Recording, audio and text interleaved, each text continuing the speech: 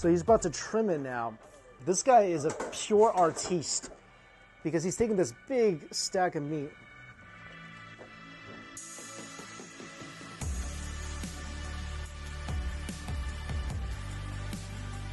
And he's just trimming off the outside to kind of make this into like a really tight meat rotisserie because you want it to cook evenly in all sides. And he's basically using a samurai sword. This is the meat ninja of Istanbul. And this guy, he does this every single day. 6 a.m. gets here, starts creating this, takes him about 4 hours. And this is over 400 pounds of meat. And everything that falls to the bottom gets restacked on top. So every bit of meat is used. Look at this, it's such a great portion of fat and lean meat. And this is fresh pita. This is not going to the oven until that is done roasting. So everything you're getting is the absolute freshest possible.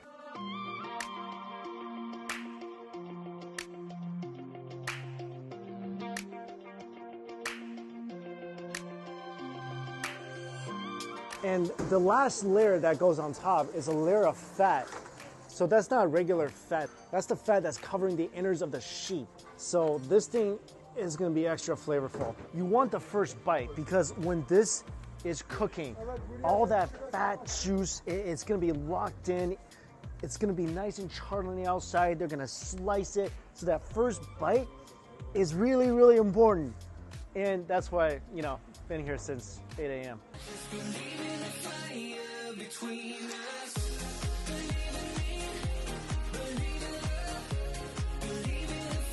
And he's just turning this with a little spoon. So he's controlling the speed at which this kebab is being cooked. Yeah, you can hear the sizzle. Last stop. Nice. The first cut, all that charred meat on the outside, and it's cooked not well done. This is basically medium. It all just falls into that little meat scooper, and he's putting on the bottom, and that's where all the juice is gonna drip, making that even more incredibly moist.